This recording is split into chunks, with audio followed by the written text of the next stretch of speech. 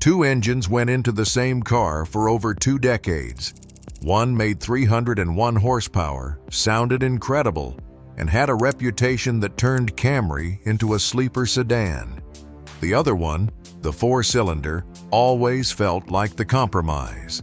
The one you bought because the V6 cost more, drank more gas, and honestly felt like overkill for a family sedan. So we decided to actually find out which one survives longer, costs less, and holds up better once the odometer crosses into territory most cars never see. We pulled real-world data from Toyota owners, technicians, and long-term reliability records, then followed both engines mile by mile from 0 to 250,000.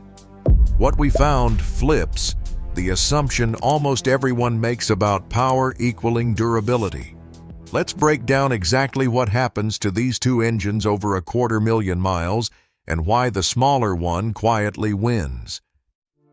First, let's understand what we're actually comparing.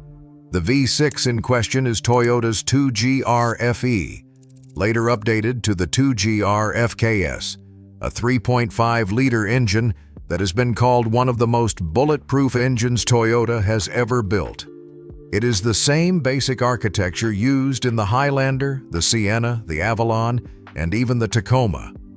The 4-cylinder is the newer A25A FKS, a 2.5-liter dynamic force engine introduced in 2018, running a 13:1 compression ratio with dual direct and port fuel injection, plus electric variable valve timing on the intake cam.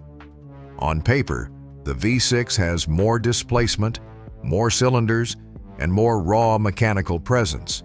The 4-cylinder has more advanced combustion technology but less room for error.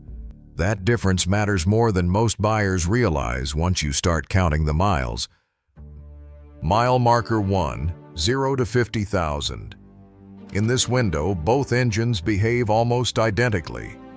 Oil stays clean, compression stays strong, and owners report no real complaints on either side.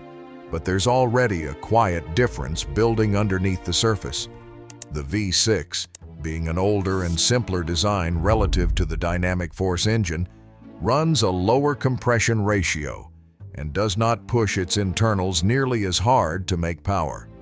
It produces 301 horsepower by using 6 cylinders and more displacement to spread the workload out.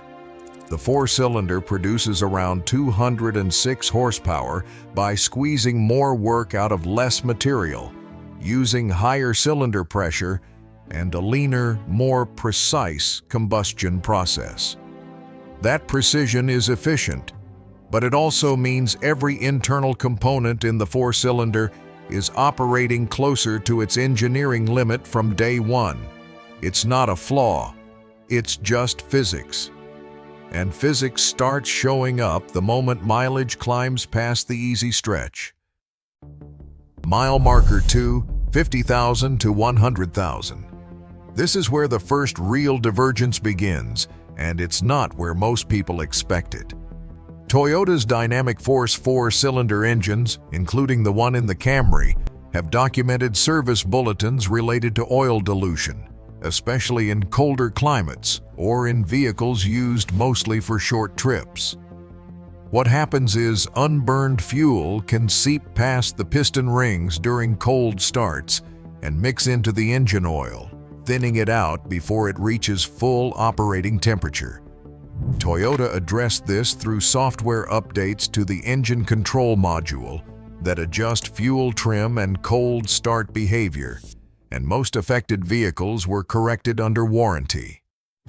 The V6, running a simpler and less aggressive combustion strategy, essentially never showed this issue.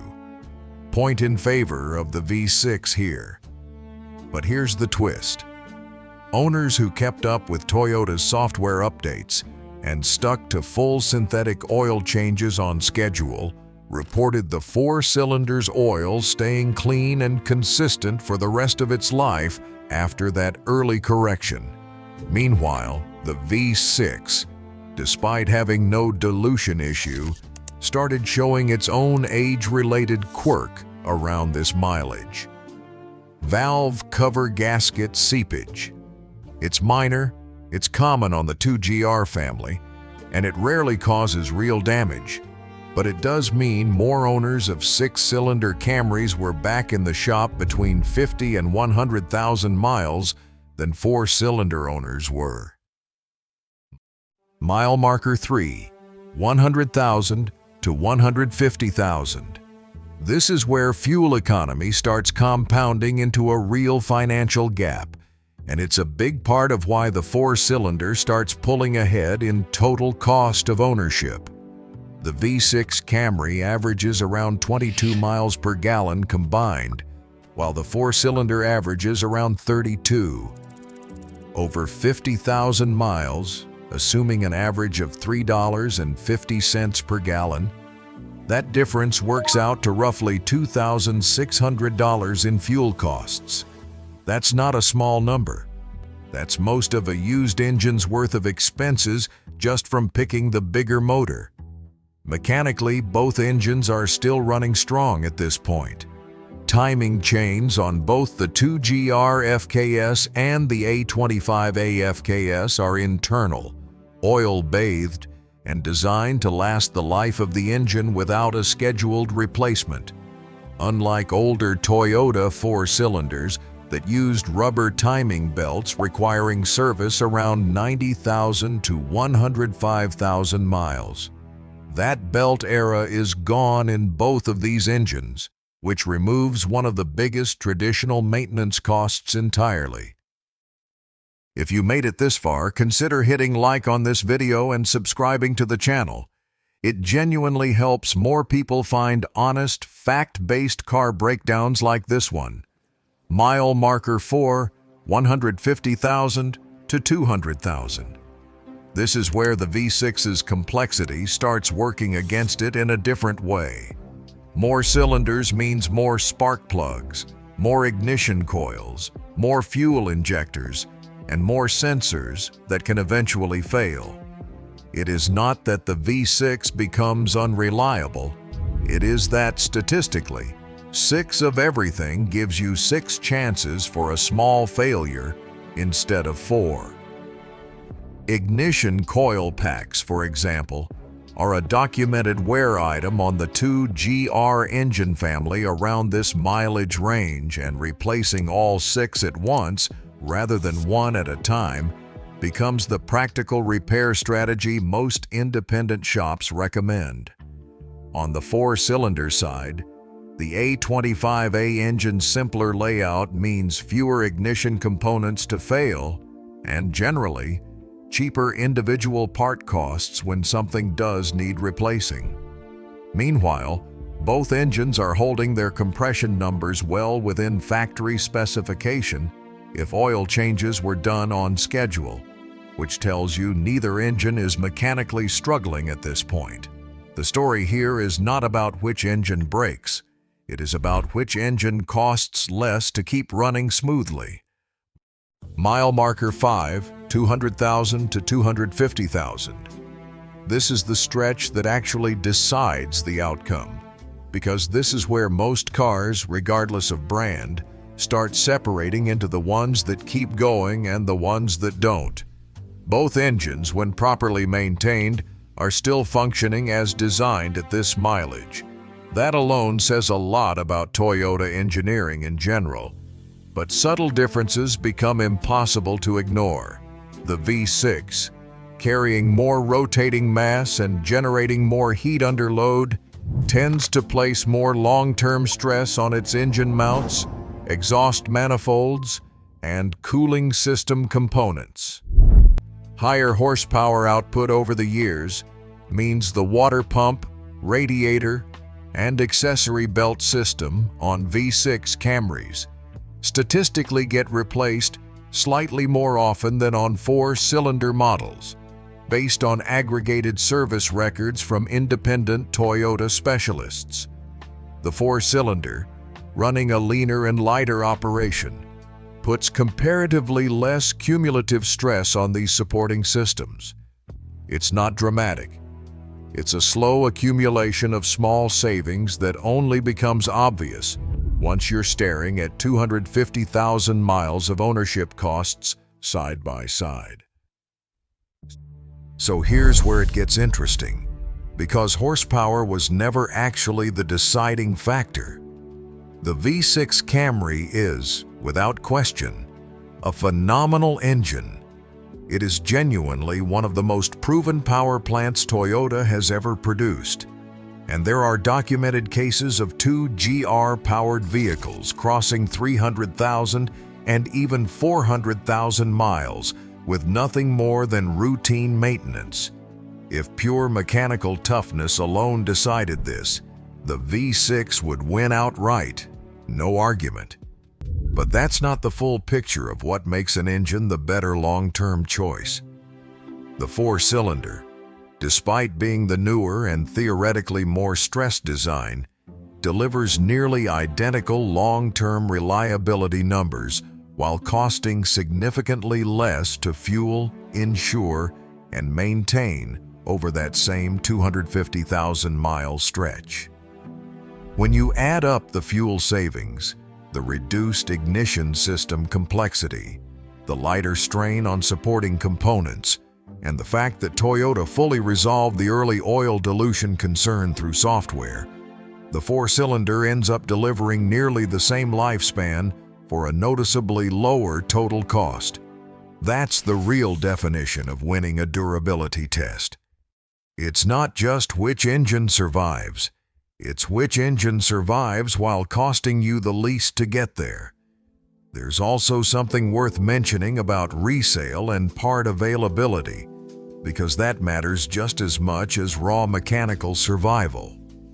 Four-cylinder Camrys are far more common on the road, which means more independent mechanics are deeply familiar with the A25A engine's quirks. More aftermarket parts exist for it, and repair costs across the board tend to run lower simply due to volume and competition among suppliers. V6 Camrys are comparatively rare, especially in more recent model years, since Toyota actually discontinued the V6 option in the Camry lineup entirely after the 2017 model year, folding V6 buyers into the Camry Hybrid or full-size options instead. That rarity can be appealing if you want something a little different, but it also means finding a shop that regularly services six-cylinder Camrys gets harder as these cars age, and that translates into higher labor costs down the line. None of this means the V6 was a bad engine. It means Toyota's four-cylinder engineering finally caught up to a point where the extra two cylinders stopped being worth their added cost, complexity, and fuel consumption. For decades, buying the V6 Camry felt like buying peace of mind. What this data shows is that peace of mind was never actually missing from the four-cylinder. It was there the entire time, just wearing a smaller badge and drinking less gas doing it. If you're cross-shopping a used Camry today, the four-cylinder isn't the compromise anymore. It is arguably the smarter long-term investment, dollar for dollar and mile for mile. One more thing worth noting before we wrap this up. Both of these engines share something that matters more than which one technically wins, and that is Toyota's obsessive attention to combustion, efficiency, and internal tolerances across their entire lineup. The Dynamic Force family of engines, which includes this four-cylinder, represents Toyota shifting its entire philosophy toward thermal efficiency, squeezing more usable energy out of every drop of fuel while still building in the kind of long-term durability the brand is known for. That philosophy is why even the weaker engine on paper ends up matching a legendary V6 stride for stride once you follow both all the way to 250,000 miles. It is proof that horsepower numbers on a spec sheet tell you almost nothing about how a car will actually hold up over a decade or more of real-world driving. Engineering discipline, maintenance habits, and mechanical simplicity end up mattering far more than which engine sounds more impressive at a stoplight. So, if you're wondering which Camry to trust for the long haul, the honest answer is both will get you there if you take care of them. But if you are optimizing for the lowest total cost while still getting a Toyota that will comfortably cross 250,000 miles and keep going, the four-cylinder earns that win fair and square. It is not the flashier choice. It never was. But durability was never about being flashy in the first place. It was always about which engine keeps showing up, mile after mile, without asking much of you in return. And on that measure, the smaller engine simply does more with less, for longer, than anyone expected it to. If you are enjoying this kind of deep dive, consider watching the next video where we break down exactly which used Toyota models are the smartest buys once they have already crossed 100,000 miles.